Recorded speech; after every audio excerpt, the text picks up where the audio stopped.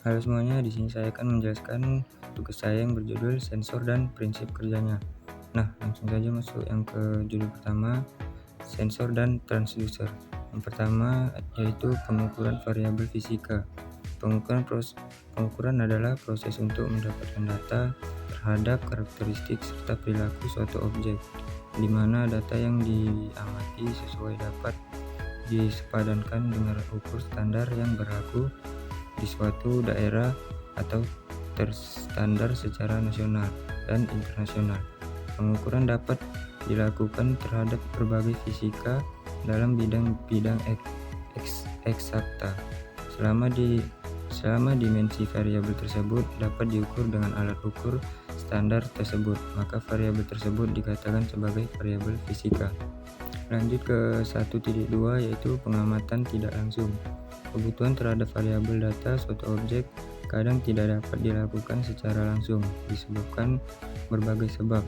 Hal ini sangat berkaitan dengan keselamatan, waktu, energi, dan muatan yang harus dikeluarkan serta upaya menghindari perbedaan persepsi terhadap hasil pengukuran.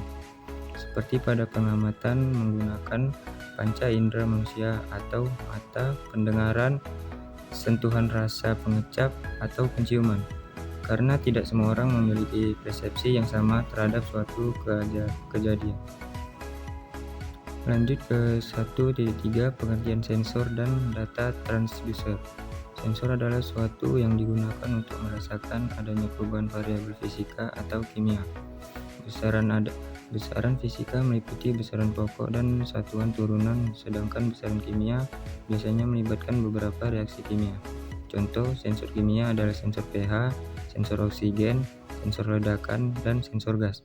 Sedangkan transducer adalah komponen atau material yang mengubah besaran fisika atau kimia tersebut menjadi besaran lain seperti listrik, mekanik, akustik, kimia, dan lain-lain. Berdasarkan proses perubahan sinyal, secara umumnya ada dua jenis sensor, yaitu jenis sensor langsung dan kompleks. Sensor langsung adalah sensor yang secara langsung dapat mengubah stimulasi non-elektrik menjadi sinyal keluaran listrik. Sedangkan sensor kompleks melibatkan banyak rangsangan dan tidak dapat secara langsung dikonversi menjadi listrik, sehingga beberapa langkah konversi diperlukan. Nah, berikut adalah gambar contoh dari keduanya. Lanjut ke 1.4 klarifikasi sensor dan transducer. Sensor dan transducer pasif. Suatu sensor dan transducer yang dapat mengubah langsung dari energi bukan listrik, atau seperti energi mekanis, energi termis, energi cahaya, atau energi kimia menjadi energi listrik. Sensor dan transducer aktif. Suatu sensor dan transducer yang dapat mengubah langsung dari energi bukan listrik, misal energi mekanis, energi termis, energi cahaya, atau energi kimia menjadi energi listrik, bekerja atas asas pengendalian tenaga. Masuk ke bab 2 yaitu sensor prinsip kapasitif. Nah, lanjut ke 2.1 muatan, medan, dan potensial listrik. Terdapat fenomena yang cukup familiar di beberapa daerah, yaitu pada daerah dengan iklim kering, yaitu munculnya percikan listrik dikarenakan gesekan ketika seorang berjalan melalui karpet. Efek ini adalah hasil dari apa yang disebut efek triboelektrik, yang merupakan proses perpindahan muatan listrik karena adanya gerakan benda, gesekan antara serta pakaian, turbulensi udara, listrik atmosfer, dan lain sebagainya. Medan adalah apapun yang memiliki kuantitas fisik yang dapat diamati untuk semua poin dalam wilayah pengamatan tertentu. Masuk ke 2.2 yaitu kapasitansi. Kapasitansi adalah fenomena fisik yang sangat berguna dalam konteks peralatan perancang sensor. Manipulasi kapasitansi menurut persamaan. Sensor kapasitif dapat berhasil digunakan untuk mengukur jarak, luas, volume, tekanan, gaya, komposisi kimia, dan lain-lain. Latar belakang berikut menetapkan sifat dasar kapasitor dan memberikan beberapa formula yang berguna. Berikut gambarnya teman-teman. Masuk ke 2.21 yaitu kapasitor.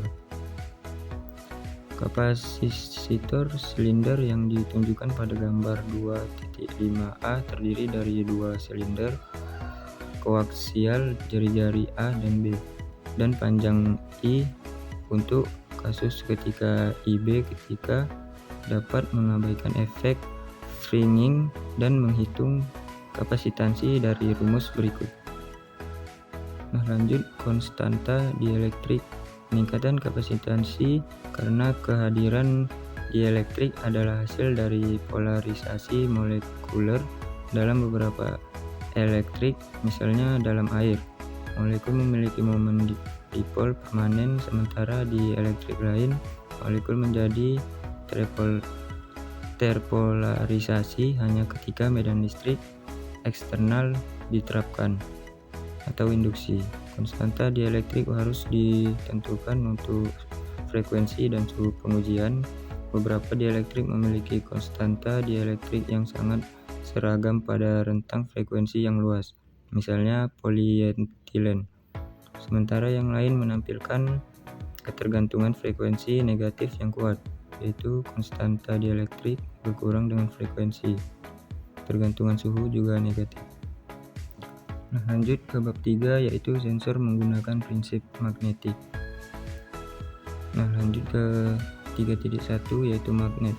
Sifat magnetik ditentukan pada zaman prasejarah dalam spesimen tertentu dari mineral biji besi yang dikenal sebagai magnetik atau Fe304.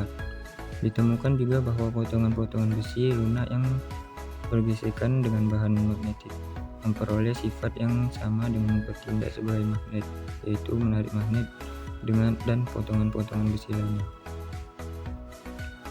Lanjut ke 3.2, hukum Faraday. Michael Faraday merenungkan pertanyaan, jika arus listrik mampu menghasilkan magnet, mungkinkah magnetisme dapat digunakan untuk menghasilkan listrik? Butuh waktu 9 atau 10 tahun untuk menemukan caranya. Jika muatan listrik dipindahkan melintasi medan magnet, gaya perpindahan bekerja dengan muatan itu. Harus ditentukan bahwa tidak penting apa yang benar-benar bergerak, baik muatan atau sumber medan magnet, yaitu penting adalah perpindahan relatif dari mereka. Lanjut ke 3.3, yaitu magnet permanen. Magnet permanen adalah komponen yang berguna untuk membuat sensor magnetik untuk mendeteksi gerakan perpindahan, posisi, kedekatan, dan lain-lain. Karakteristik berikut ini harus dipertimbangkan. Pertama, induktensi residual, yaitu atau B dalam Gauss atau mili Tesla, atau MT, yaitu seberapa kuat magnetnya. Yang kedua, gaya koersif atau H, di Oersted atau OE, atau Ka atau M, seberapa baik magnet akan menahan gaya demagnetisasi eksternal. Sebagai perbandingan, 1 OE sama dengan 0,08 Ka atau M. Masuk ke 3.4, yaitu coil dan solenoid. Solenoida dan coil dibuat dalam bentuk lilitan kawat panjang di helix dan membawa arus I. Solenoid dan kumpulan adalah perangkat praktis untuk menghasilkan medan magnet. Solenoida sering digunakan sebagai aktuator untuk mengubah arus listrik menjadi gaya magnetik. Lanjut ke 3.5, yaitu induksi. Pada tahun 1831, Michael Faraday di Inggris dan Joseph Henry di AS menemukan salah satu efek paling mendasar dari elektromagnetisme, kemampuan medan magnet yang bervariasi untuk menduksi arus listrik dalam kawat. Medan magnet tidak spesifika dalam asal-usulnya, jadi tidak penting bagaimana medan itu diproduksi. Masuk ke 3.51, hukum Lenz. Dalam banyak aplikasi sensor yang dilibatkan kopling induktif, orang harus selalu mempertimbangkan bahwa arus yang diinduksi dalam komponen sekunder menghasilkan medan magnetnya sendiri yang bekerja mundur ke arah kumparan premier. Fenomena ini dikenal sebagai Lenz Law, yang menyatakan arus induksi akan muncul sedemikian rupa sehingga menentang arus yang memproduksinya. Masuk ke 3.52 arus eddy. Eddy current adalah fenomena listrik yang ditemukan pada tahun 1851 oleh fisikawan Prancis Leon Foucault. Dengan demikian, arus ini kadang-kadang disebut arus Foucault. Ini muncul dalam dua kasus. Yang pertama, ketika sebuah konduktor terkena medan magnet yang berubah karena gerakan relatif dari sumber medan dan konduktor. Dan yang kedua, karena perubahan identitas magnet. Efek-efek ini menyebabkan aliran elektron yang bersirkulasi atau arus sirkular dalam tubuh konduktor. Konduktor mungkin magnetis atau tidak. Masuk ke bab 4, yaitu sensor berprinsip hambatan. Lanjut ke 4.1, yaitu hambatan. Mekanisme konduksi listrik dalam bentuk yang disederhanakan dapat dijelaskan sebagai berikut. Bahan konduktor, misalnya kawat tembaga, dapat dimodelkan sebagai kisi periodik semi seperti semi ion tembaga positif. Lanjut ke 4.2, yaitu tahanan spesifik. Jika kita membuat dua batang yang identik secara geometris dari bahan yang berbeda, katakanlah dari tembaga dan kaca, dan berikan tegangan yang sama kepada mereka, medan listrik pada batang akan sama, tetapi arus yang dihasilkan akan sangat berbeda. Suatu material dapat dicirikan oleh kemampuannya untuk melewatkan arus listrik. Lanjut ke 4.3, yaitu sensitivitas suhu resistor. Pada kenyataan resistivitas spesifik suatu material tidak konstan. Ini akan berubah dengan suhu T dan dalam kisaran suhu yang relatif sempit dapat diperkirakan secara linear melalui sensitivitas terma atau kemiringan yang merupakan koefisien suhu resistivitas atau TCR. Lanjut ke 4.4, yaitu sensitivitas regangan resistor. Hambatan listrik dari suatu material berubah ketika material tersebut mengalami deformasi mekanis. Strain adalah ukuran deformasi mekanik memodulasi baik resistivitas spesifik atau faktor geometri seperti yang ditunjukkan oleh persamaan. Masuk ke bab 5, yaitu sensor dengan prinsip piezoelektrik. Lanjut ke 5.1, yaitu efek piezoelektrik. Efek piezoelektrik adalah pembangkitan muatan listrik oleh bahan kristal setelah mengalami tekanan atau lebih tepatnya disebut sebagai distribusi ulang muatan listrik akibat tekanan.